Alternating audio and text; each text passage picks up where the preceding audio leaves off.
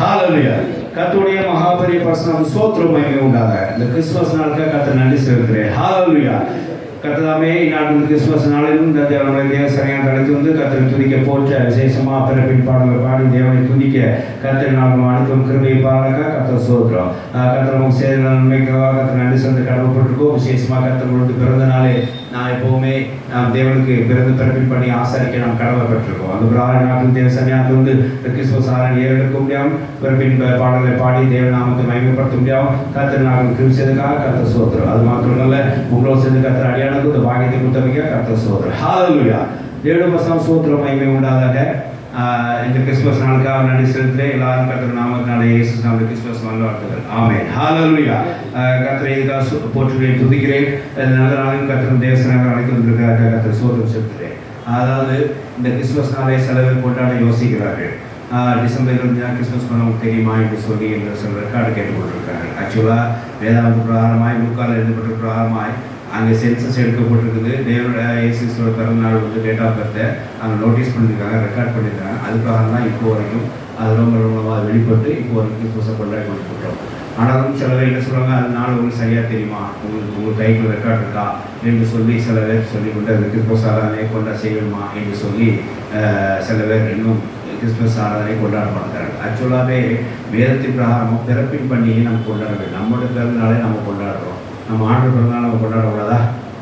நம்முடைய பிறந்தநாளே கொண்டாடுறோம். நம்ம பிள்ளைகள் பிறந்தநாளே நம்ம கொண்டாடுறோம். நம்ம ஆண்டு பிறந்தநாள் கொண்டாடக்கூடாதா? நம்ம உலகத்தில் நமக்காக தான் பிறந்தா. ஆனால் எப்படி பிறந்தது உண்மை தானே?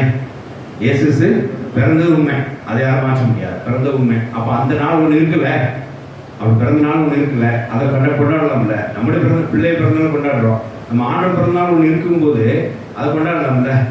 அப்போது அது எந்த நாள் என்று சொல்லி எல்லாரும் அதை வந்து சொல்லிட்டு கொண்டாடுற ஆட்களை பார்த்து உங்களுக்கு எப்படி இந்த நாள் தெரியும் கொண்டாடணுமா அப்படின்னு சொல்லி எல்லாரும் ஒரு சந்தேகத்தை ஏற்படுத்தி ஒரு பகுதி கிளப்புறாங்க. நான் ஒரு வேதவசனம் பார்க்கும்போது லூக்கா 2ஆம் அதிகாரம் 20 வசனம் பார்க்கும்போது அவர்கள் அன்னைக்கு பிறப்பின் பண்டிகை எப்படி கொண்டாடுறதுன்னா, இயேசு பிறந்த நாளை அவர் பிள்ளையை பார்த்து தேவனை துதித்தார்கள். வாசிக்கலாம். லூக்கா 2 மேற்பர்கள் தனக்கு சொல்லப்பட்டபடியே கேட்டு கண்ட இயேசு பிறந்ததை அவங்க பார்த்த கேட்டு கண்ட எல்லாத்தையும்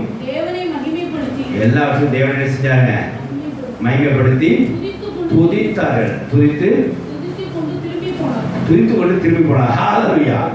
அந்த பிறந்த இயேசு அதாவது பிறந்த இயேசு பாப்பாவா அதை குழந்தையா பிறந்ததை எல்லாரும் பார்த்து தேவனை துதித்தார். கண்டதையும் பார்த்ததையும் பார்த்து மேற்பர்கள் என்ன செஞ்சாங்க, அந்த பாஸ்டர் அவர்கள் என்ன செஞ்சார்கள் அவர்கள் அந்த மேற்பர்களாக துதித்தார்கள் என்று சொல்லி போடுறோம். தேவன் பசங்க சோத்திரம். அப்போ நிச்சயமாக இயேசு பிறந்த என்ன செய்யணும், கொண்டாடி தான் ஆக வேண்டும். நம்மளோட பிறந்தநாள் கொண்டாடுறோம், பிள்ளைகள் கொண்டாடும். அப்போ இயேசு இந்த வசந்த பிரகாரம் லூக்கா 2 பிரகாரமாக இயேசு பிறந்தநாள் என்ன செய்யணும், கண்டிப்பாக கொண்டாட தான் வேண்டும். சரி, அவங்க சொல்கிறாங்க, நீங்கள் எப்படி உங்களுக்கு இந்த டேட் தெரியும், நீங்கள் எப்படி கொண்டாடுறீங்க அப்படின்னு நம்மளை கேள்வி கேட்பாங்க. நான் என்ன சொல்கிறேன், இயேசு பிறந்தநாள் உண்மை தானே, பிறந்த உண்மை, அதை கொண்டாடணும்ல. சரி, இந்த நாளில் நீங்கள் கொண்டாட விரும்புகிறேன்னா எந்த நாளில் நீங்கள் இயேசு பிறகு கொண்டாடுவீங்க அதை சொல்லுங்கள். நாங்கள் டிசம்பர் 20 இயேசு பிறந்தநாள் கொண்டாடுறோம், ரைட்.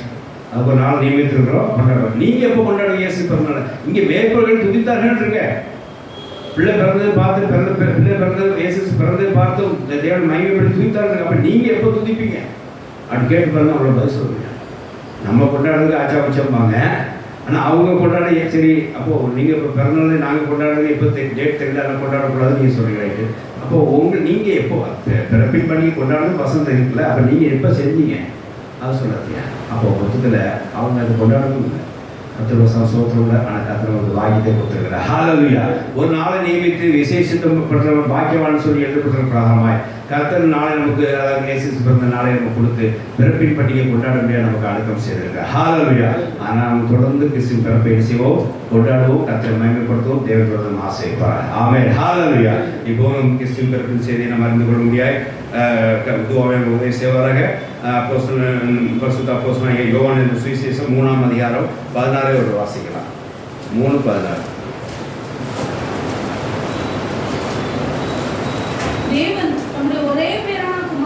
தேவன் தம்முடைய ஒரே பேரான குமாரனை விசுவாசிக்கிறவன் எவனோ அவன் கெட்டு போகாமல் நித்திய ஜீவனை அடையும்படிக்கு அவரை தந்தருளி இவ்வளவு உலகத்தை அன்பு கூர்ந்தார். ஆமென், ஹalleluya. தேவனுடைய வசனம் ஸ்தோத்திரம் மகிமை உள்ளதாக. இங்க அப்போஸ்தலர் யோவான் அருமையான வார்த்தை எழுதியிருக்கிறார் பரிசுத்த துணையோடு. தேவன் செய்த காரியத்தை இங்கே எழுதியிருக்கிறார். என்ன அப்படின்னா, தேவன் தம்முடைய ஒரே பேரான குமாரனை விசுவாசிக்க எவனோ அவன் கெட்டு போகாமல் நித்திய ஜீவனை அடைபடிக்கு அவரை தந்தருளி இவ்வளவாய் உலகத்தில் அன்பு கூர்ந்தார். தேவனுடைய வசனம் ஸ்தோத்திரம் உள்ளதாக. இங்கே தேவன் அன்பு கூர்ந்த ஒரு காரியத்தை யோவான் எழுதியிருக்கிறதை பார்க்கிறோம். எப்படி அன்பு கூர்ந்தார் அப்படின்னா, எந்த மனுஷனும் கெட்டு போகாமடிக்கு தம்முடைய சொந்த குமாரன் இயேசு கிறிஸ்து உலகத்தில் செஞ்சார், தந்தருளினார். ஹalleluya. இப்படியா தேவ அன்பு வெளிப்பட்டது. ஒரு பொருளை, அதாவது ஒரு ஆளுக்கு நீ ஒரு அன்பை தர வேண்டும் என்று சொன்னால் தன்னுடைய பொருளை அவர்களுக்கு கொடுக்க வேண்டும். அன்பினால பிறர் பொருளை நாம் பெற்றுக்கொள்ளக்கூடாது. அன்பினால் என்ன செய்ய வேண்டும்? நம்முடைய பொருளை கொடுக்க வேண்டும். அதாவது அன்பு என்பது கொடுக்கிறதாகும், வாங்குறது அல்ல. அன்பு என்பது கொடுக்கிறதாகவும் வாங்குறது அல்ல. சிலர் சொல்லுவாங்க, என் மேலே அன்பா இருந்தால் இந்த நேரம் எனக்கு தந்திருப்பான். தப்பு. அதாவது அவங்க மேலே அன்பு தான் என்ன அவன் கொடுத்துருப்பான்.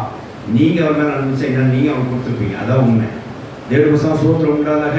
அப்போ ஒரு ஆள் மேலே அன்பு வைத்திருக்கிறாங்க அப்படின்னு சொன்னால் என்ன செய்ய, நீங்கள் ஏதாவது அவர்களுக்கு உன்னோட உள்ளதை கொடுக்கணும். சிலர் அன்பு வச்சிருப்பாங்க. எப்படி தெரியுமா?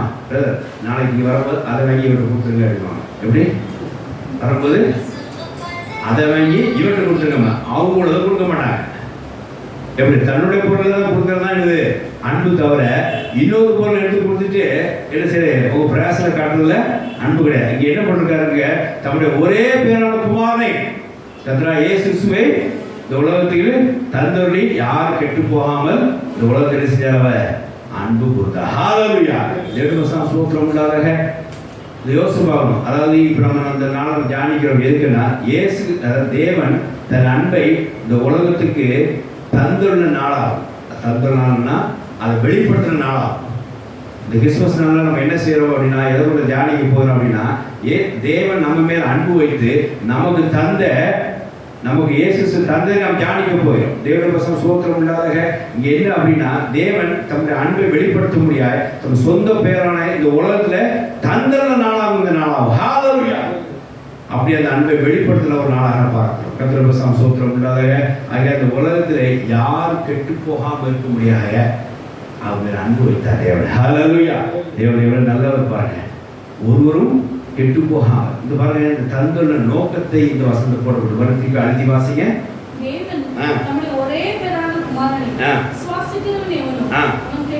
கெட்டு போகாமல் ஒரு காரியம் இருக்கு. இயேசு உலகில் அனுப்பும் ஒரு காரியம் இருக்கு. யார் கெட்டு போகாதபடிக்கு அந்த அன்பு வெளிப்பட்டவையா தம் சொந்த குமாரன் அனுப்பிச்சார். நம்மளோட பொருள் சொந்த பொருள் கொடுத்தார். பக்கத்துல வாங்கினா அனுப்பல. என்ன சொந்த பொருளை கொடுத்தா யார் கெட்டு போகக்கூடாது ஒரு அன்பு ஒரு ஆளுக்கு இருக்கோ தானா என்ன செய்வோம், சொந்த பொருளை கொடுப்பான். நம்ம சகோதரனுக்கு நம்ம ஒரு பொருளை கொடுக்குறது அவன் கெட்டு போகக்கூடாதுன்னு நினைச்சிட்டு கொடுத்தீங்கன்னா அது பேர் என்னது? அன்பு. இதை கொடுத்தா ஒழிஞ்சு போயிடுவான், இதை கொடுத்தா அப்படி பண்ணுவான் அப்படின்னு நினைச்சு செய்யற அன்பு கிடையாது. அவன் கெட்டு போகாமல் இருக்கிறத என்ன செய்யணும்? நம்மளோட சொந்த பொருளை கொடுக்குறது எல்லாமே என்னது? அன்பு வெளிப்படுற விஷயமா. இங்கே தேவன் எல்லாம் செய்தார். நாம் கெட்டு போகாமல் இருக்கும்படியாக கர்த்தர் தம்முடைய அன்பை வெளிப்படுத்தினார். எப்படி? தம் சொந்த குமாரன் நமக்காக தந்தளினார். அந்த நாள் தான் இந்த நாள். ஹalleluya. தேவனுடைய வசனம் ஸ்தோத்திரம் உண்டாதாக. இப்போ இயேசு அப்படியே இங்கே என்ன செய்யறார்? நமக்கு இயேசு தேவன் நமக்கு தந்தருளி தேவன் நமக்கு அன்பை என்ன செய்யறார்? வெளிப்படுத்துகிறார். ஹalleluya. நான் உண்மையில அன்பை வைத்திருக்கேன், என் குமாரன் நீங்க பயன்படுத்திக்கிறேன். நான் உண்மையில அன்பை வைத்திருக்கேன், என் குமாரன் உங்களுக்காக வருவார். நான் உண்மையில அன்பை வைத்திருக்கிறேன், நீ யாரும் கெட்டு போகாபடிக்கு என் குமாரன் உங்களை ரசிப்பார். நான் உண்மையில அன்பு வைத்திருக்கிறேன், யார் ஒருவரும் கெட்டு போகாபடிக்கு இதை விசுவாசிக்கிற நித்தியம் பெற்றுக்கொள்ளத்தக்கதாய் என் குமாரன் உங்களுக்கு வருவார் என்று சொல்லி தேவன் நம்மை அன்பு வைத்திருக்கிறார். ஹalleluya. இந்த நாளை நம்ம நினைவு கூறுவோம்ல, அதுதான் இங்கே நம்ம பார்க்கிறோம். கர்த்தருடைய வசனம் ஸ்தோத்திரம் உண்டாதாக. இங்கே தந்துள்ள இங்கே நோக்கத்தை இங்கே பிடித்ததா இங்கே தேவனை இயேசுவை தந்துள்ள நோக்கத்தை இங்கே பார்க்கிறோம். யார் கெட்டு போகாபடிக்கு இயேசுவை இங்கே தந்துள்ளினார். இங்கே தந்துள்ள மாத்திரமல்ல, இங்கே ஒரு காரியம் இருக்கு. இயேசு இங்கே தந்துள்ளும் போது அதனால இயேசு நமக்கு 3 விதமான கிஃப்டை கொடுத்திருக்கிறார். இயேசுவை பிதாவா தேவன் தன் அன்பினாலே இந்த உலகத்துக்கு கொடுத்தது நிமித்தமாய் இயேசு என்ன செய்தார்? 3 கிஃப்டோட வருகிறார். பிதாவிலிருந்து வரும்போது எப்படி வருவாங்க? பிதாவிலிருந்து பரலோகத்திலிருந்து இயேசு நம்மளை சந்திக்கிறேன்னா வெறும் கை வீசிட்டு வரல. எப்படி வரல? வெறுங்கையே வீசிட்டு வர ஒரு 3 விதமான கிஃப்ட்டை கொண்டு வந்திருக்கிறார். ஹalleluya. அது எப்படி தெரியுமா? அதாவது நம்ம ஒரு வீட்டுக்கு போகிறோம்ல, வெறுங்கை வீசிட்டு போகிறோம், நம்ம சிறந்த போவோம், இவனுக்கு ஒன்றுமே வாங்கி கொடுக்கூடாதுன்னு கூட போவோம், வாங்கி கொடுக்க காசு இல்லைன்னா கூட போவோம், எங்களுக்குலாம் எதுக்கு வாங்கி கொடுக்கணும் அப்படின்னு கூட போவோம். ஆனால் நார்மலாகவே ஒருத்தர் சந்திக்கும் போது ஏதாவது கையில் நினச்சினோ வாங்கிட்டு போகிற வழக்கம், ஒரு கிஃப்ட் கொண்டு போகிற வழக்கம், அது மனித பாரம்பரியம் தான். ஏன்னா ஆனால் தெய்வீகம் பாரம்பரியம் அப்படி தான். ஒரு அன்பினால தேவன் ஒரு மனிதன் சந்திச்சா எப்படி செய்வார்? ஒரு கிஃப்டோடு தான் சந்திப்பார். ஹalleluya. தேவன் ஒரு மனிதன் சந்திக்கிறவன் தான் என்ன செய்வார்? நிச்சயமா இயேசு மூலமா ஒரு கிஃப்ட் அவருக்கு உண்டு. வெறுமையா திரும்பாவடிக்கு இயேசு மூலமா ஒரு கிஃப்ட் அவன் கொடுக்கப்படும், பசுத்தாவின வரங்கள் அவன் கொடுக்கப்படும். அப்படிதான் இயேசு ஒரு மனிதன் சந்திப்பார். அவன் என்ன ஸ்டேஜ்ல இருந்தாலும் அந்த கிஃப்ட் அவன் நினைச்சவன தூக்கி விடும். தேவனுடைய சூத்திரம் உண்டாத இதான் இயேசு பிறந்தனால ஒரு நற்செய்தியா அவர் உங்களை சந்திக்கிறதுனால வந்திருக்கிறார், ஒரு கிஃப்டோடு வந்திருக்கிறார். ஹalleluya. இப்போ அந்த 3 கிஃப்டை பார்ப்போம், வாசிக்கலாம். யோவான் இப்போ 16 வாசிங்களா? யோவான் 3ஆம் அதிகாரம் இப்போ 15 வாசிக்கலாம். 15, 16, 17, 18 வரைக்கும் வாசிக்கலாம்.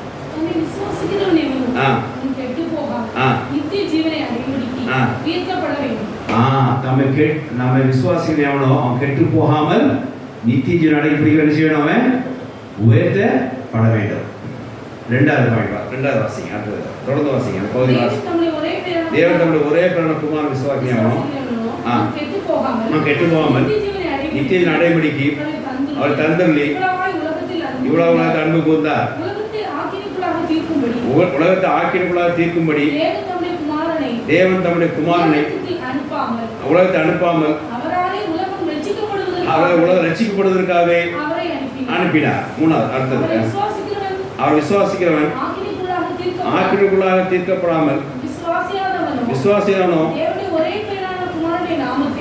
நல்ல வாசிங்க. அவர் விசுவாசிக்கிறவன் ஆக்கினைக்குள்ளாக தீர்க்கப்படாமல் விசுவாசியானோ தேவனுடைய ஒரே பிறந்த குமாரனுடைய நாமத்திலே விசுவாசம் அப்படினாலே அவன் ஆக்கினைக்கு தீர்ப்புட்டாயிடுச்சு. இந்த வேத பகுதி என்ன சொல்லுது தெரியுமா? ஒரே சாராம்சம் சொல்லு. எப்படின்னா கெட்டு போகாமல் இருக்கிறதுக்கான வசனத்தை காமிக்கும். எப்படிங்க கெட்டு போவான்? இப்போ வசனம் 15 வாசிங்க. வசனம் 15 வாசிங்க.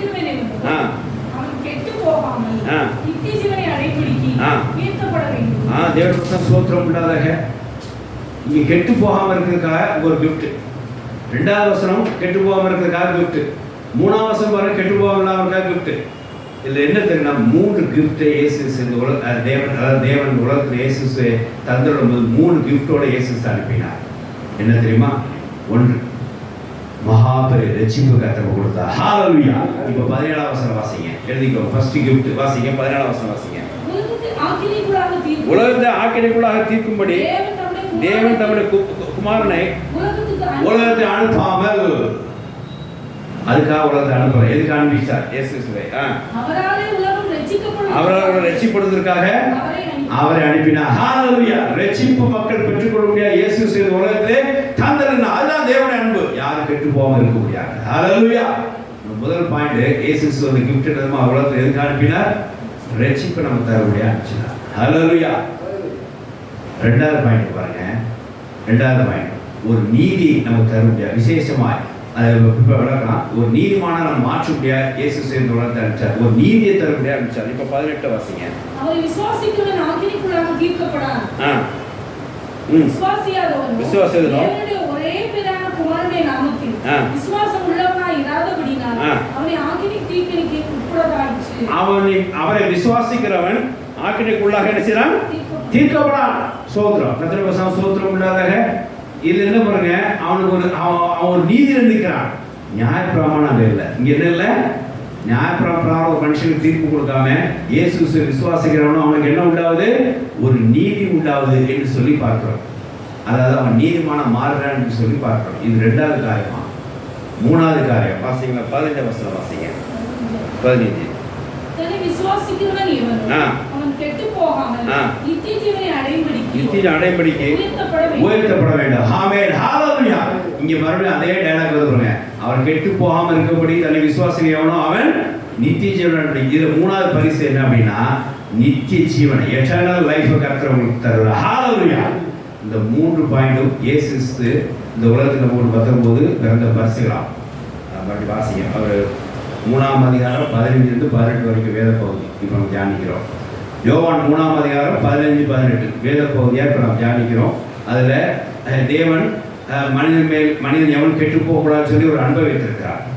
அந்த அன்பை உறுதிப்படுத்த வெளிப்படுத்த அவர் என்ன செய்கிறார்? கர்த்தராகிய இயேசு சொந்த குமார கர்த்தராகிய இயேசு உலகத்திலே அனுப்பி வைக்கிறார். அந்த அனுப்பி வைக்கும்போது வெறும் கையோடு அவர் அனுப்பாமல் 3 விதமான பரிசுகளை இயேசு நமக்கு அவர் தந்தரும்போது 3 பரிசுகளை கொடுக்கிறார். ஒன்று 17ஆம் வசனம் பிரகாரமாய் ரட்சிப்பு. உலகத்தை ஆக்கினைக்குள்ளாக தீர்க்கும்படிக்கு தேவன் தம்முடைய குமாரனை உலகத்தை அனுப்பாமல் அவரால் உலகம் ரட்சிக்கப்படுவவனே அனுப்பினார். முதல் பரிசு இங்கே வருது, நமக்கு ஒரு கிஃப்ட் இயேசு தந்ததுனால.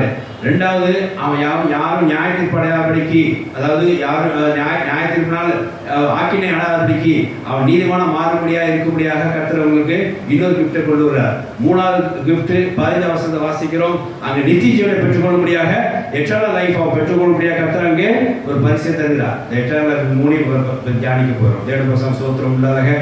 அப்போ இயேசு ஆரம்பம் சொல்ற ஒருத்தர் பேர் நம்ம சந்திக்க போறோம் அப்படின்னா வெறும் கையில் நம்ம என்ன சந்திக்க போறதில்ல. அப்போ மகாபெரிய தேவன் நம்ம பாவியான மனுஷன் சந்திக்கும் போது அவர் வெறும் கையால் வரல, பரிசு 3 வித பரிசுகளோடு வந்திருக்கிறார். எப்போவுமே நான் சொன்ன பிரகாரமா எப்போவுமே தேவன் ஒரு பாவியோ ஒரு மனுஷனை சந்திக்கும் போது அவனை திருப்திப்படுத்த அவன் வெறுங்கையோடு போக மாட்டார். திருப்திப்படுத்துறதுக்காக வெறுங்கையோட போக மாட்டான். அவன் திருப்திப்படுத்த செய்வார், ஒரு பரிசு கொண்டு திருப்திப்படுத்த ஒரு மனுஷனை சந்திப்பார். இல்லை திருப்திப்படுத்துறதுக்காகவே தேவன் அவனை என்ன செய்வார்? சந்திப்பார். அப்போ தேவன் மனுஷன் சந்திக்கிறதா அவர் திருப்திப்படுத்த போகிறான்னு சொல்லி அர்த்தம். ஹல்லேலூயா. அதுதான் இயேசு உலகத்துக்கு பிறந்தார். நம்மளை திருப்தியாக்கும், நம்மளை சமாதானத்தோட காணப்படும். இங்கே தேவன் அன்பு வெளிப்பட்டு கர்த்தராகிய இயேசு உலகத்தை அனுப்பினார். அவர் அனுப்பும்போது இந்த 3 விதமான கிஃப்ட் கொடுத்தார். ரட்சிப்பு, நீதி, 3வது நித்திய ஜீவனம். கர்த்தருக்கு ஸ்தோத்திரம் உண்டாதாக. இந்த பரிசுகளை பெரும்படியாக கர்த்தர் இந்த உலகத்திலே வந்தார், பிறந்தார். ஹல்லேலூயா. நாமும் அதே பிரகாரமாய் இயேசு வந்த நோக்கத்தை நாம் அறிந்து கொண்டு கர்த்தர் மகாபெரிய பரிசை நாமே பெற்றுக்கொண்டிருக்கோம். அது நம்ம சாட்சி. ஹல்லேலூயா. இப்போ வாசிக்கலாம். இந்த 3 காரியத்தை கொஞ்சம் இன்டர்னலாக பார்க்கலாம். ஃபர்ஸ்ட் ரட்சிப்பு. முதல் வசனத்தை வாசிங்க. அதாவது மறுபடியும் 17ஆம் வசனத்தை வாசிங்க. உலகத்தை ஆக்கினைக்குள்ளாக தீர்க்கும்படி தேவன் தம்முடைய குமாரனை உலகத்தில் அனுப்பாமல், பாருங்க, இதுக்காக அனுப்பாமல், தீர்க்கும்படியா ஜட்ஜ்மென்ட் கொடுக்கும்படியா அனுப்பாமல், அவராலே உலகம் ரட்சிக்கப்படுவதற்காக, உலகெல்லாம் ரட்சிக்கப்பட்டு தேவனுடைய மாறுபடியாக அவரை அனுப்பினார். தந்துள்ளார். ஹல்லேலூயா. இப்பதான் 16ஆம் வசனத்துல அந்த அன்பு வெளிப்பட்டு தேவனுடைய அன்புனாலே இயேசு நாம் என்ன செஞ்சிருக்கிறோம்? பெற்றுக்கிறோம். ஹல்லேலூயா. தேவன் மனிதர்கள் அன்புனாலே இன்று நாம் இயேசுவை பெற்றுக்கொண்டிருக்கிறோம். இயேசுவை பெற்றுக்கொண்டா இப்போ முதல் பரிசாக என்ன செஞ்சிருக்கிறோம்? ரட்சிப்பை பெற்றுக்கொண்டிருக்கிறோம். ஹல்லேலூயா. இல்லாட்டா நம்ம இந்த நேரம் என்ன செய்வோம்? ஒவ்வொரு காரியத்துக்கும் ஜட்ஜ்மெண்ட் வாங்கி உட்காந்துருக்கோம். ஆக்கினைக்கு திக்காம என்ன செஞ்சார்? ரட்சிக்கப்படும் இயேசுவை உலகத்தில் நம்மளுக்கு அனுப்பி விட்டார். வாசிக்க பேச 2ஆம் அதிகாரம் 9, 10, 11. இப்போ இயேசு இந்த வேலையை செய்ய முடியாது, பரிசு கொடுக்க முடியாது. நம்மகிட்ட வருகிறார். வரும்போது இன்னொரு சேர்த்து கொண்டு வர 1+1 கொண்டு வர்றார். வாசிக்கலாம். ஒருமை பெருமை பாராட்டாதபடிக்கு இது கிரியினால் உண்டானதல்ல, ஏனெனில் 2:9 வாசிங்க. எபேசியர் 2:9 வாசிங்க. தேவனுடைய செய்கையாய் இருக்கிறோம். அவைகளில் நாம் நடக்கும்படி அவர் முன்னதாக அவைகளை ஆயத்தம் பண்ணி இருக்கிறார். இல்ல வசனம் விட்டுட்டீங்களா? கிருபையினாலே ஜீவிப்பட்டோம். என்ன வசனம்? கிருபையினாலே விசுவாசத்தை கொண்டு ரட்சிக்கப்பட்டோம். அதாவது 8ல இருந்து வாசிங்க. சரி. இது உங்களால் உண்டானதல்ல. கிருபையினாலே விசுவாசத்தை கொண்டு ரட்சிக்கப்பட்டீர்கள். இது உங்களால் உண்டானதல்ல, தேவனுடைய வரும். பெருமை பாராட்டபடிக்கு இது கிரியினால் உண்டானதல்ல. ஹல்லேலூயா. இங்கே இந்த ரட்சிப்பு, அதாவது இயேசு நம்ம ரட்சிப்பு கட்டிட பரிசு கொண்டு வந்தால் சரி பார்க்குறோம். இந்த ரட்சிப்பு நமக்கு எப்படி உண்டாதுன்னா இயேசுவோட கிருபையினாலே நமக்கு உண்டாது. கிருபையினாலே விசுவாசம் கொண்டு என்ன செஞ்சீங்க? ரட்சிக்கப்பட்டீங்க. அப்போ இயேசு ரட்சிப்பு அவர் பரிசு நம்ம கொடுக்காருன்னா இந்த ரட்சிப்பு எங்கள் மத்தியில் எப்படி செயல்படுதுன்னா இயேசு கிருபையினால் செயல்படுது. இந்த கிருபை யார் கொடுத்தா? கிருபையினால நீங்க விசுவாசம் ரட்சிக்கப்படுறீங்கன்னா இந்த கிருபை யார் கொடுத்தா? யோவான் 1ஆம் அதிகாரம் வாசிக்கலாம். 16 வாசிங்க. யோவான் 1:16.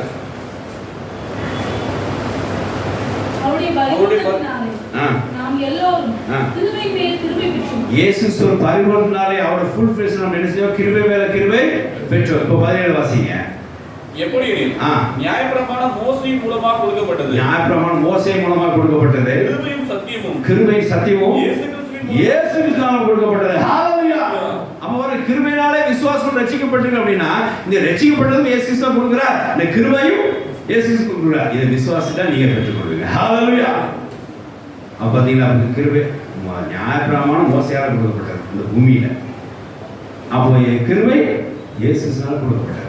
இந்த கிருபை தானே என்ன செஞ்சிச்சு? வார்த்தையிலே வார்த்தையா இருந்தது மாம்சமாகி நம்ம உள்ளத்தில் வாசம். 14 வசனம் வாசித்து பாருங்க.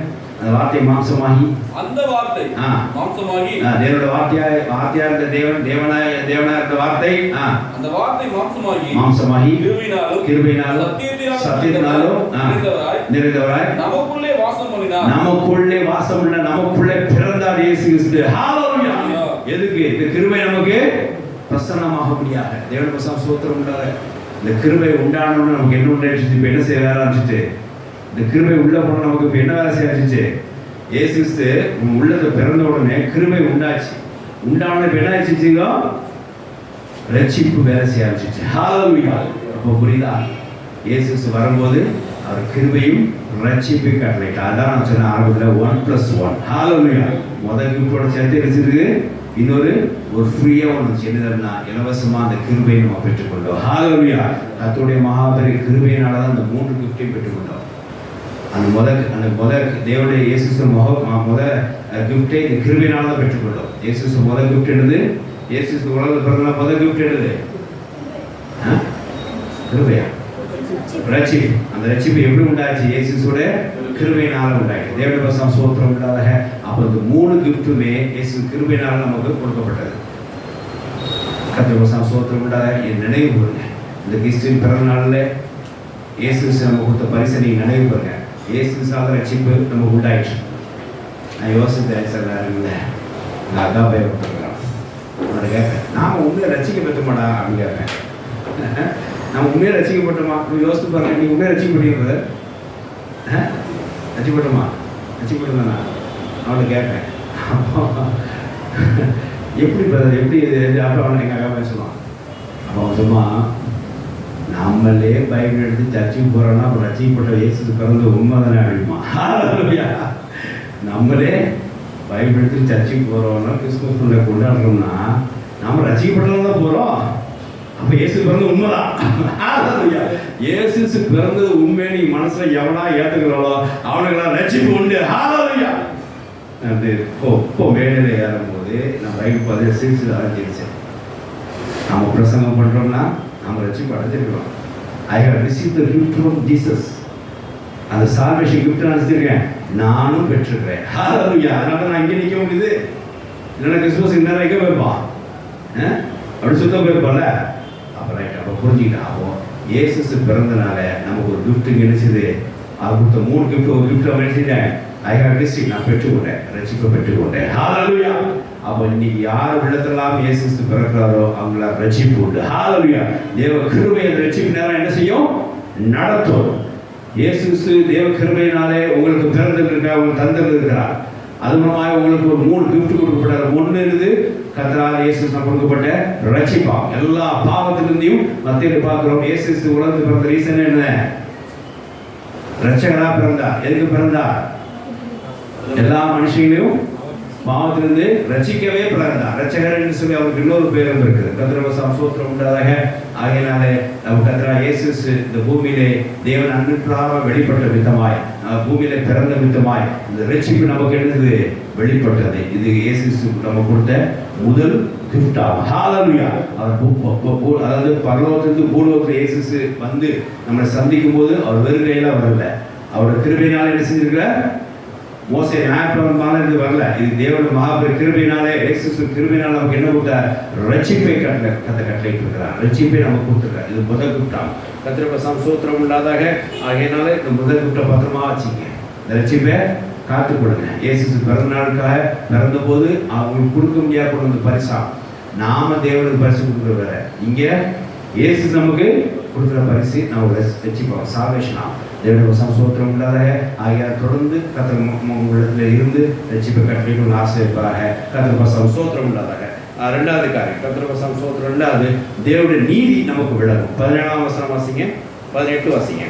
ரெண்டாவது அவர் கொடுத்து நமக்கு ஒரு கிஃப்டை கொடுத்துருக்காரு, ஒரு நீதி, ஒரு ரைட்னஸ் நம்ம கொடுத்துருக்கிறார். என்ன அப்படின்னா, நாம செஞ்ச பாவத்துக்கு அவர் தண்டிக்காமல் அதை மன்னிக்கத்தக்கதாக அதுக்கு ஒரு பலியை அவர் செலுத்தி நம்ம ஒரு நீதி உள்ளவராய், ஒரு நீதிமானாய் இயேசு கிறிஸ்து மாற்றி இருக்கிறார். அவர் இங்கே பிறந்த விதமாய். ஹல்லேலூயா. வாசிக்கலாம். அவரை விசுவாசிக்கிறவன் ஆக்கினைக்குள்ளாக தீர்க்கப்படான். விசுவாசியாதவனே தேவனுடைய ஒரே பேரான குமாரனுடைய நாமத்தில் விசுவாசம் உள்ளவனா இராதபடியினால் அவன் ஆக்கினை தீர்ப்புக்குட்பட்டாய். இங்கே விசுவாசிக்கிறவன் ஆக்கினைக்கு உட்பட்டிருக்கிறான். விசுவாசியாதவன் ஆக்கினைக்கு உட்பட்டிருக்கிறான். விசுவாசிக்கிறவன் ஆக்கினே இல்லை. ஏன் இல்லை? அப்போ ஒருத்தர் பாவம் செஞ்சவன் தண்டனை கிடையாதா? ஏன் இல்லை?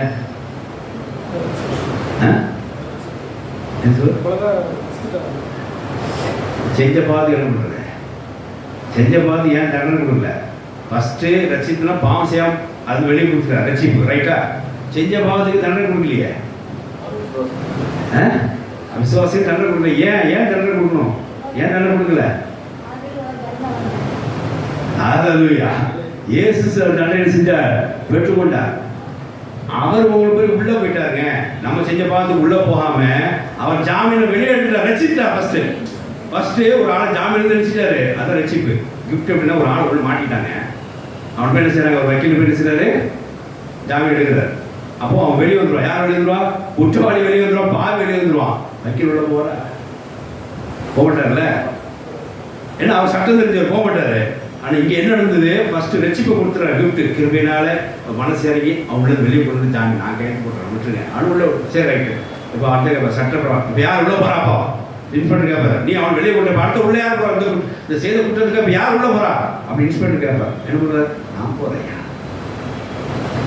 அப்போ அந்த கிருபாத வழியே நான் செலுத்துறேன், அந்த தண்டனையே நான் செலுத்துறேன். இதான் நீதி. ஹல்லேலூயா. நீதி வழங்க பண்ணிட்டாரா? உங்களை வெளியே கொண்டு வச்சு அவரை அந்த தண்டனை வாங்கிட்டாரா? இதான் ரைட்னஸ். பெரிய கிஃப்ட்டுங்க. நம்ம செஞ்ச பாவத்தை நம்ம அடி வாங்க இருக்கு, பெரிய கிஃப்ட்டு. அது ஏன் இப்போ சொல்லுங்க, இயேசு உள்ளது பிறந்திருக்காரா இல்லையா? உங்கள் உள்ளத்தில் அவர் பிறந்தனால தான் நீங்கள் செஞ்ச பாவத்துக்கு அடி வாங்காமல் இருக்கிறீங்க, இன்னும் உயிரோடு இருக்கிறீங்க. ஹல்லேலூயா. அவர் என்ன சொல்ல முதல்ல ரசித்தார், ஜெயிலிருந்து வெளியே கொண்டு ஜாமீன் போட்டு வெளியே கொண்டுட்டார். இப்போ என்ன செய்கிறாரு? அந்த தண்டனை அவரே பெற்று நீதி செய்கிறார். இல்லைன்னா ஒரு பட்சமாக போயிடும்ல. சும்மா ஒருத்தர் அடைக்க ஒருத்தர் வெளியே கொண்டு வரேன்னா அது ஒரு பட்சமாயிரும். ஆனால் இயேசு அது நீதி செய்தார். என்ன செஞ்சார்? தாமே அதை அந்த தண்டனை பெற்றுக்கொள்றார். இப்போ இந்த விளக்கம் வாசிக்கலாம். கர்த்தருக்கு ஸ்தோத்திரம் உண்டாதாக. ரோமர் 3ஆம் அதிகாரம் 22 வாசிங்க. ரோமர் 3:22 இந்த வேகம் வாசிங்க. அந்த இயேசு கிறிஸ்துவை பற்றி விசுவாசத்தினாலே பலிக்கும் தேவ நீதி. பாருங்க, இப்போ இந்த விசுவாசிக்கிறவனுக்கு தான் அந்த தேவ நீதி நிச்சயம் வரும். எந்த தேவ நீதிங்க? தேவ நீதி என்ன தெரியுமா? நீங்க பாவம் செஞ்சதுக்கு நீங்க தண்டனைக்காம தெய்வமே அதை தண்டனை அளிக்கிறது. இதை விசுவாசிகளுக்கு இது பலிக்கும். அட்டுப்பாடு வாசிங்க. யார் விசுவாசம் சரி, பாவியோ என்னையோ யார் நேசித்தாலும் சரி, அந்த விசுவாசிகளுக்கு அந்த நீதி உண்டு. அவர் போல இயேசு கிறிஸ்து தண்டனை பெற்றுக் கொள்வார். அதை விசுவாசிக்கணும். இல்லாட்டி நீதான் தண்டனை. நீ செஞ்ச பாவத்துக்கு நீதான் தண்டனை. இயேசு விசுவாசித்தா நீ செஞ்ச பாவத்துக்கு நீ தண்டனை பண்ண இயேசு தண்டனை பெற்றுக்கொண்டார். ஹல்லேலூயா. அடுத்து வாசிக்கலாம். வித்தியாசமே இல்லை, பட்சபாதமே இல்லை. அடுத்தது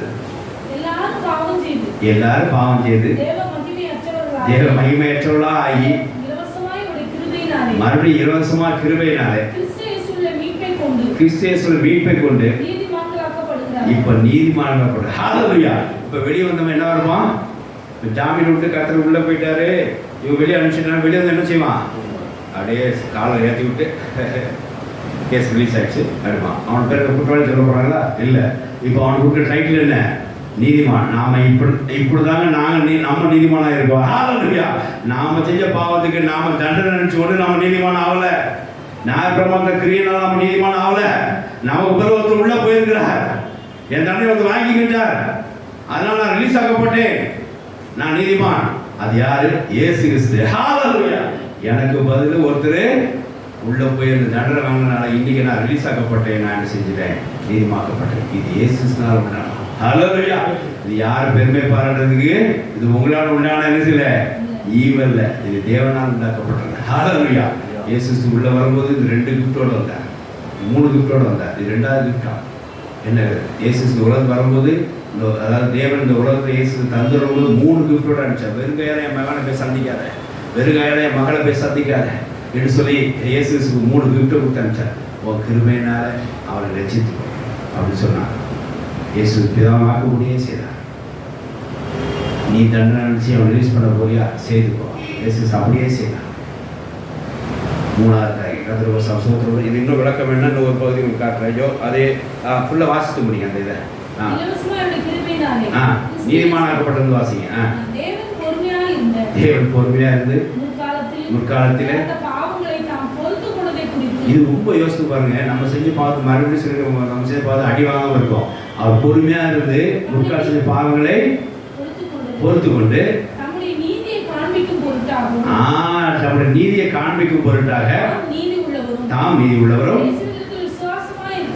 இயேசு விசுவாசம் இருக்கிறவனை நீதிமானாக்குறவரும் விளங்கும்படி எக்காலத்திலும் நீதியை காண்பிக்கும் பொருட்டாக கிறிஸ்து இயேசுவின் இரத்தத்தினாலே மற்றும் விசுவாசத்தினாலே கிருபாதார பலியாக அவரையே இந்த உலகத்தில் ஏற்படுத்தினார், தந்தளினார். ஹalleluya. வேறு பலி இல்லை உங்களுக்காக.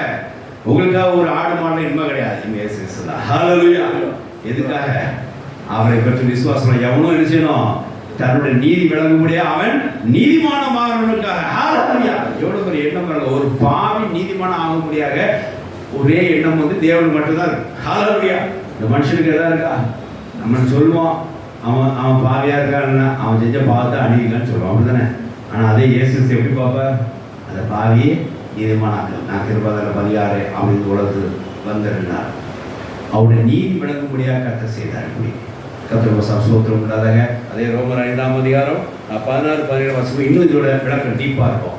இந்த 3 வருஷத்துக்கு நான் ரொம்ப வசனம் வாசிக்கல, ஒரு 3 மட்டும். அதாவது இயேசு நமக்கு நீதி விளங்க செய்தார். இது 2வது கிஃப்ட். உங்களுக்கு விளக்கம் கொடுக்கணும்னா இந்த ரோமர் 3:22-26 பகுதி வச்சுக்கோங்க. இன்னொரு பகுதி ரோமர் 5ஆம் அதிகாரம் 16-17 வச்சுக்கோங்க. வீட்டில் தனியாக வாசித்து பாருங்க. இயேசு செஞ்ச நீதி என்னன்னு உங்களுக்கு விளங்கும். வாசிக்கலாம். மேலும் ஒருவன் பாவம் செய்ததினால் உண்டான தீர்ப்பு தேவன் அருளும் ஈவுக்கு ஒப்பானதல்ல. சரி, அப்போ பாவம் தண்டனை கொடுக்கலாம், தேவன் கொடுத்தது அல்ல. அந்த தீர்ப்பு ஒரே குற்றத்து நிமித்தம் அவனுக்கு ஏதுவா இருந்தது. கிருபைவரமோ அநேக குற்றங்களை நீக்கி நீதியிலிருந்தும் தீர்ப்புக்கு ஏதுவா இருக்கிறது. சோத்திரம். ரெண்டு வித்தியாசம் என்ன அப்படின்னா 1+1. ஒரு பாவத்துக்கு ஒரு தண்டனை, ஒரு பாவத்துக்கு ஒரு தண்டனை. இங்க அப்படி கிடையாது. இங்க செஞ்ச பாவத்துக்கு எல்லாமே என்னது? ஒரே தண்டனையாக பெற்றுக்கொண்டார். ஹalleluya. இதான் கிருபை வரம். நீங்க செஞ்ச 999 பாவமும் இயேசு சிலுவையை சுமந்தார். ஹalleluya. கிருபாதாரியா இருக்கா செலுத்தினார். ஆனா நாகமாவது எப்படி தெரியுமா? ஒரு பாவத்துக்கு ஒரு புறா, இந்த பாவத்துக்கு 2 புறா, அப்படி ஒரு கணக்கு இருந்துச்சு. இங்க அப்படி கிடையாது. அது தேவனுக்கு தண்டனை ஒப்பானதல்லன்னு சொல்றார். இங்க எப்படின்னா எல்லாத்தையும் சேர்த்து ஒரே ஸ்டோக்கில் ஒரே பலி இயேசு தன்னை கிருபாதார பலியா மாற்றினா நம்மளை நீதிமானம் ஆக்கலாம். அடுத்த வாசிங்க. அல்லாமலும் ஒருவருடைய மீறுதலினாலே அந்த ஒருவர் மூலமாய் மரணம் ஆண்டு கொண்டிருக்க, ஒருத்தர் மீறுதனாலே மரணமே ஆண்டு கொண்டிருக்க கிருபையின் பரிபூரணத்தையும் நீதியாகிய ஈவின் அத gift. பாருங்க, நான் மறுபடியும் சொல்ல வரேன். நான் இயேசு எத்தனை 3 gift கொண்டு வந்தார்ல. இங்க நீதியான ஈவன் என்ன? ஈவனா இங்கிலீஷ்ல தாங்க gift. ரைட்டா? இறக்கனா அது மெர்சி. இது வந்து ஈவனா gift. போன வாரம் செய்தியில பார்த்துருப்பீங்க. ஈவனா இருக்கிறது gift. அப்போ நீதியான gift என்ன செஞ்சார்? கிருபை வரமோ நீதியான gift கொண்டு வந்தது. வாசிக்கலாம். நீதியாகிய ஈவின் பரிபூரணத்தையும் பெறுகிறவர்கள் இயேசு கிறிஸ்து என்னும் ஒருவராலே ஜீவனை அடைந்து ஆளுவார்கள் என்பது அதிக நிச்சயமாமே. ஹalleluya. ஒருத்த கீழ்ப்படியாம இருந்து மரணத்தை ருசி பார்த்தது போல ஒருத்த கீழ்ப்படிந்து என்ன செஞ்சார்? கிருபை வரத்தினாலே நீதியான ஈவை எல்லாருக்கும் கொடுப்பது நிச்சயமாமே. ஹalleluya. ஒருத்த கீழ்ப்படியாத மறந்து போயிட்டான். ஆனா இன்னொரு கீழ்ப்படிந்து மறந்து என்ன செஞ்சார்? ஜீவனாக மாற்றினார். அது என்னவா இருக்குது? இயேசு நீதி என்னும் ஈவை நமக்கு தந்துள்ளார். சோத்திரம் உள்ளதாக இருந்த எண்ணத்தில் அப்படின்னா கர்த்தர் நமக்கு நீதிமான ஆக முடியாது, நீதி செய்ய முடியாது, நமக்கு கிஃப்டா இயேசு நமக்கு கொண்டு வந்து கொடுத்துருக்கிறார். ஹalleluya. நமக்கு ஒரு கிஃப்ட் இயேசு செய்கிற ரெண்டாவது கிஃப்ட் நீதிங்கிற கிஃப்ட் நமக்கு கொண்டு வந்திருக்கார். அது எப்படி அப்படின்னா, நீங்க செஞ்ச பாவத்துக்கு நீங்க தண்டனை பெறாம இயேசு தன்னை கிருபாதார வழியாக தண்டனை பெற்றுக்கொண்டு உங்களுக்கு செஞ்ச விடுதலை அடைஞ்சிருக்கிறார். இது கர்த்தரால் உண்டான ஈவு. ஹalleluya. அவங்களுக்கு இந்த கிஃப்டா. அந்த ரெண்டாவது கிஃப்ட்டை நீங்கள் எப்போ ஞாபகம் வச்சுக்கோங்க. இயேசு பூமியில் பிறந்த ரெண்டாவது கிஃப்ட்டு அது நீதியா. ஃபஸ்ட்டு இயேசு உலகத்தில் பிறந்தனாலே, நம்ம உள்ளத்துக்கு பிறந்தனாலே நம்ம கொடுத்த முதல் இது கிருபையின் மூலமாக ரட்சிப்பை கர்த்தர் நமக்கு கொடுத்துருக்காரு. இது முதல் கிஃப்ட். ரெண்டாவது அவருடைய கிருபை பரிபூரணத்தினாலே இங்கே என்ன செய்தோம், நீதி என்கிற கிஃப்ட்டை நம்ம பெற்றுக்கொண்டோம். அதை நீதிமான நாம் என்ன செஞ்சோம், ஆக்கப்பட்டிருக்கிறோம். ஹalleluya. இதனால தேவன் நீதி உள்ளவர் என்று சொல்லி விளங்க செய்கிறார். கர்த்தர் சோத்திரம் உள்ளாத. மூணாவது காரியம் நித்திய ஜீவன். இதை யாரும் உலகத்தில் விசுவாசிக்கிறது இல்லை. இது யாரும் உலகத்தில் விசுவாசிக்கிறது இல்லை. அதாவது எல்லாரும் மரணம் ஆண்டு கொண்ட பின்பு ஏன்னா மரணம் ஆண்டு கொண்ட பின்பு அவன் சில ஆட்கள் சொல்லுவாங்க, இந்துக்களும் சரி மற்ற சமயத்துலையும் சரி, அதை எப்படி மரணம் ஆண்டு கொண்ட பிறகு மறுபடியும் அவன் பிறப்பான், வேற யாரும் அந்த உலகத்தை ஜீவிப்பான் அப்படின்னு சொல்லுவாங்க. ஆனால் வசனம் என்ன சொல்லுது தெரியுமா, ஒருத்தன் ஞானசான் பெற்று ரட்சிப்பிலே அவன் மரணம் அடைந்தா கர்த்தருக்கு இணைந்ததை சொல்கிறோம்ல, அவன் என்ன செய்வான், மறுபடியும் அவனுக்கு ஒரு மரணத்துக்கு அப்புறம் ஒரு வாழ்க்கை இருக்கு. அந்த வாழ்க்கை என்ன, இயேசுவோடு இருக்கும். ஹalleluya. ஆமாம், அதுதான் பெருது எட்டர்னல் லைஃப், நித்திய ஜீவன். இங்கேருந்து உலகத்துக்கு நம்ம கடந்து போகிறோம்னா எங்கே போகிறோம், மறுபடியும் போய் இன்னொரு ஆவிகள் போகிறதில்லை, இன்னொரு ஆத்மாவில் போகிறதில்லை, இயேசுக்கு போகிறோம். எப்போ தெரியுமா, அவன் விசுவாசிக்கிற நித்திய ஜீவன், அவன் கெட்டுவான் நித்திய ஜீவனை பெற்றுக்கொள்வான். இயேசு விசுவாசிக்கிறவனுக்கு ஞானசான் பெற்றுக்கொள்வான். ஞானசான் பெற்றவன், பசுத்தாய் பெற்றவன், அதாவது திருவிழா பங்குள்ளவன் நிச்சயவன் நித்திய ஜீவன் நிச்சயமாக அவன் கண்டடைவான். எந்த மாற்றமும் அல்ல. அதாவது மரணத்துக்கு அப்புறம் ஒரு மனிதனுக்கு ஒரு வாழ்க்கை இருக்கு. அந்த வாழ்க்கை இயேசுவோட நீங்க இருக்கணும்னு நினைச்சீங்கன்னா இப்பவுமே ரட்சிப்பை பெற்றுக்கொள்ளுங்க, இப்பவுமே நீதிமான மாறிடுங்க, இப்பவுமே கற்றுக் கொடுக்குறது. மூணாவது நித்திய கிஃப்ட் பெற்றுக்கொள்ளுங்க. ஹalleluya. அது இங்கேருந்து ஆரம்பம். நித்திய ஜீவனுக்கு நீங்கள் பிரவேசிக்கணும்னா என்ன செய்யணும், இங்கே பூமியில் நீங்கள் என்ன செய்யணும், ரட்சிக்கப்பட்டிருக்கணும். மந்தவனமாக நீங்கள் நித்திய ஜீவனுக்கு போக முடியாது. பிறகும்போது பாதியாக பிறந்திருப்பீங்க, தேவனை கோவாடி பிள்ளைகளாக பிறந்திருப்பீங்க, உடனே நித்திய ஜீவனுக்கு போயிடலாமா, போக முடியாது. இங்கே வந்து என்ன செய்யணும், பூமியில் இயேசு ஏற்றுக்கொள்ளணும், ரட்சிப்பை பெற்றுக்கொள்ளணும், நீதிமான மாற்றப்படணும், தேவன் பிள்ளைகளை ஜீவிக்கணும். அப்போ மரணம் அவன் சம்பதிச்சா என்ன செய்வான், அவன் நித்திய ஜீவனுக்கு போவான். ஆனால் சில பேர் என்ன சொல்லுவாங்கன்னா, அந்த சரியா இல்லை அப்படின்னா, அதாவது அந்த சரியா அவனுடைய மரணமான பூமியில் சம்பந்தம் மறுபடியும் இந்த ஆவை என்ன செய்யும், இன்னும் ஆத்துமா போகணும். சிலரோட இருந்தது ஒரு ஐதீகம், ஒருவேளை நம்ம தற்கொலாவே தான் அப்படி போகணும்னு சொல்லுவாங்க. அப்படி ஒரு ஐதீகம் இருக்குது. எந்த பட்சத்திலையும் நமக்கு மரணத்துக்கு அப்புறம் நாம் இயேசு ஏற்றுக்கொண்ட மரணத்துக்கு அப்புறம் நமக்கு இயேசுவோட தான் வாழ்க்கை இருக்கு, தவிர இந்த பூமியில கிடையாது. ஹalleluya. தேவனுக்கு ஸ்தோத்திரம் உண்டாதாக. அப்போ புரிஞ்சுக்கோங்க, நம்ம மறுபடியும் உங்களுக்கு இந்த பூமியில் இந்த வாழ்க்கை வேண்டானா நித்திய ஓடத்தை பெற்றுக்கொள்ளணும். இப்போ நீங்கள் என்ன செய்வீங்க, ரட்சிப்பை பெற்றுக்கொள்ளணும். தேவனுக்கு ஸ்தோத்திரம் உண்டாதாக. இப்போ வாசிங்க, 15ஆம் வசனம் வாசிங்க. தன்னை விசுவாசிக்கிறவன் எவனோ அவன் கெட்டு போகாமல் நித்திய ஜீவனை அடையும்படிக்கு உயர்த்தப்பட வேண்டும். ஹalleluya. எங்க உயர்த்தப்பட வேண்டும், இயேசுவோடு உயர்த்தப்பட வேண்டும். ஹalleluya. எபேசியர் வாசிக்கும், அவர் தன்னோட மரித்து உயிர்த்தெழுந்து நம்மளோடு அவர் என்ன செஞ்சார், உள்ளத்திலே உட்காரவும் செய்தார். ஹalleluya. உயர்த்தப்பட வேண்டும். தேவனுக்கு ஸ்தோத்திரம் உண்டாதாக. அந்த வசனத்தை வாசிங்க. எபேசியர் 2:6 வாசிங்க. எபேசியர் கிறிஸ்து இயேசுவுக்குள் அவர் நம்மிடத்தில் வைத்த தயவினாலே தம்முடைய கிருபையின் மகா மேன்மையான ஐஸ்வரியத்தை வருங்காலங்களில் விலகச் செய்வதற்காக கிறிஸ்து இயேசுவுக்குள் நம்மை அவரோடு கூட எழுப்பி உன்னதங்களிலே அவரோடு கூட உட்காரவும் செய்வார். ஹalleluya.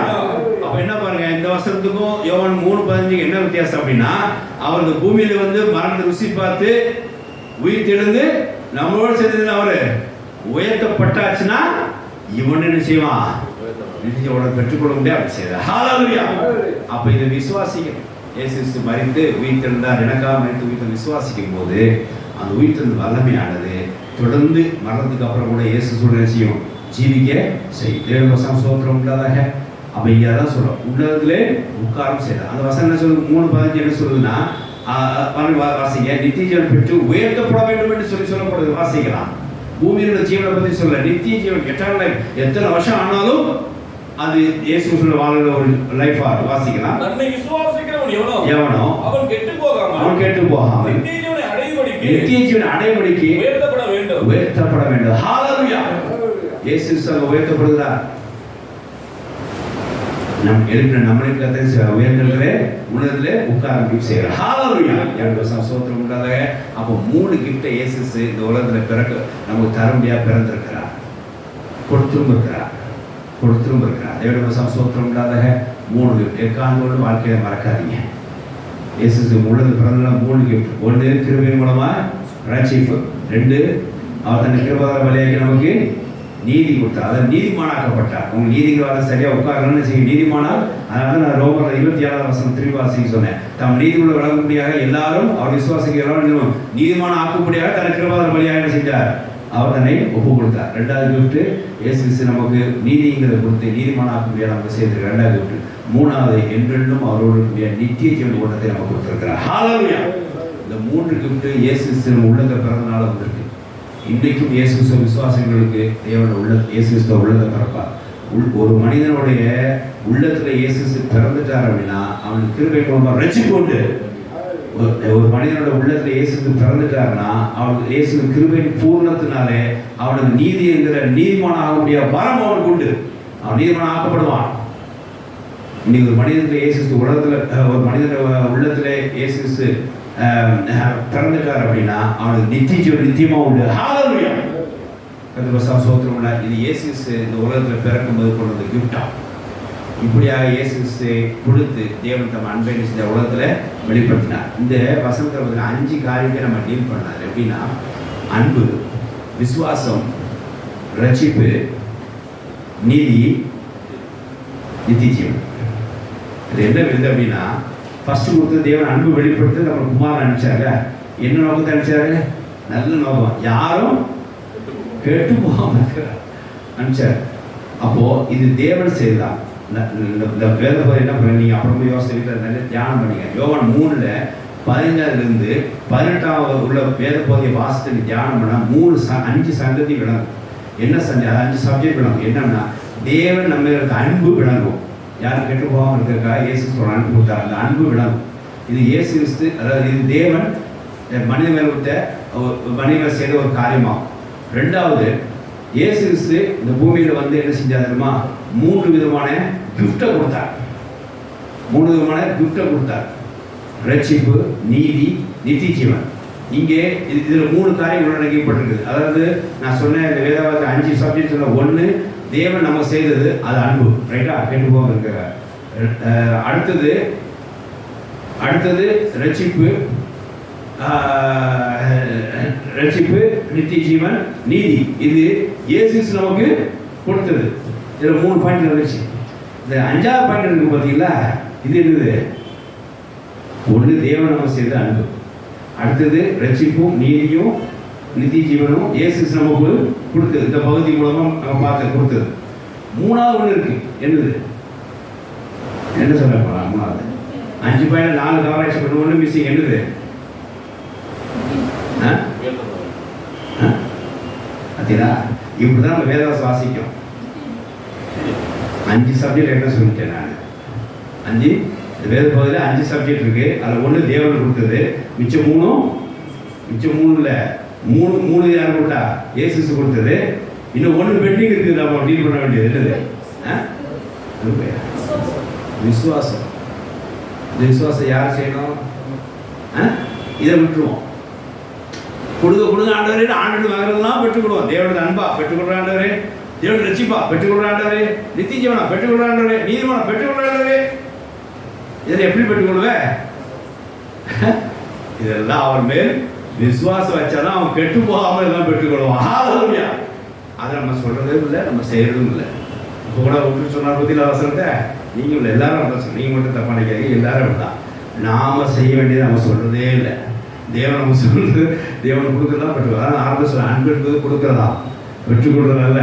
அன்புன்றது கொடுக்கலாம், பெற்றுக்கொள்ளலாம். அது தேவன் நம்ம கரெக்டாக செஞ்சார். நம்ம சொந்த குமாரனை கொடுத்தார். அது என்ன எப்பவுமே அன்பு கொடுக்கறதுனால நான் ஆரம்ப சொன்ன வேடிக்கையா பக்கத்தில் எடுத்து கொடுத்துடக்கூடாது. பொருளை கொடுக்கணும், அது அன்பு. என்ன நீங்கள் வாங்கி அந்த கொடுத்துருந்தது அப்படி சொல்கிறது அன்பு கிடையாது. பொருளை நீ அதை கொடுத்தாதா அது அன்பு. அது தேவன் கரெக்டாக செஞ்சிட்டார். அதே மாதிரி இயேசு வளர்த்தவங்க 3 கிஃப்ட்டை கொடுத்தா, ரட்சிப்பு, நீதி, நித்திய ஜீவன். ரைட். இப்போ நாம் என்ன செய்யணும்? அதை விசுவாசத்தோட இருக்கணும், பெற்றுக்கொள்ளணும். ஹல்லேலூயா. அது இன்னும் கேட்டால் விசுவாசத்தை சுதந்திரத்துக்கணும். இன்னும் கேட்டால் என்ன சொல்லுவேன்? விசுவாசத்தோட அனுபவிக்க வேண்டும்.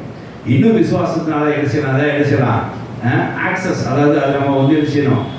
இன்னும் அதை சுகித்திருக்கணும். தேவனுடைய சோத்திரம் உள்ளாத எல்லாம் விசுவாசிகள் தான் உண்டு. கர்த்தருடைய சோத்திரம் உள்ளாத ஆகிய அந்த கிஃப்ட் ஆனது விசுவாசிகளுக்கு என்ன செய்யுது? கிரியை செய்யும். இந்த கிஃப்ட்டை நீங்கள் எப்போ யார் அனுபவிக்கலாம்? விசுவாசிகளுக்கு தான் அனுபவிக்க முடியும். கர்த்தருடைய சோத்திரம் உள்ளாத ஆகிய இயேசு இந்த உலகத்தில் பிறந்திருக்காத விசுவாசிங்க. நம்ம ரட்சிப்பு கட்டளையிட்டு இருக்காங்க விசுவாசிங்க. அவர் நீதிமானாக போகிறாங்க விசுவாசிங்க. அவங்க நித்திய ஜீவனை தர விசுவாசிங்க. இதெல்லாம் ரட்சிப்பு பெறாதவர்களுக்கு உள்ள செய்தியா. ரட்சிப்பு பெற்றவர்கள் இயேசு உள்ளத்தில் பிறந்திருக்காருன்னு சொல்லி தொடர்ந்து விசுவாசோட காணப்படுங்க. அவர்கள் ரட்சித்திருக்காருங்கிற விசுவாசோட காணப்படுங்க. நம்மளை நீதிங்கிறது அந்த கவசத்தோடைய, அதாவது நீதிமனாக ஆக்கி கொண்டிருக்காருங்கிற விசுவாசோட காணப்படுங்க. நித்திய ஜீவனை நம்ம பெற்றுக்கொள்ளும் விசுவாசோட காணப்படுங்க. இதெல்லாம் தேவன் மேல் அன்பு வைத்தனால் சொல்லி நினைச்சு கொள்ளுங்க. ஹல்லேலூயா. அது இயேசு கிறிஸ்து அன்பை வெளிப்படுத்த முடியாத அந்த பரிசு நினைச்சு கொள்ளுங்க. ஹல்லேலூயா.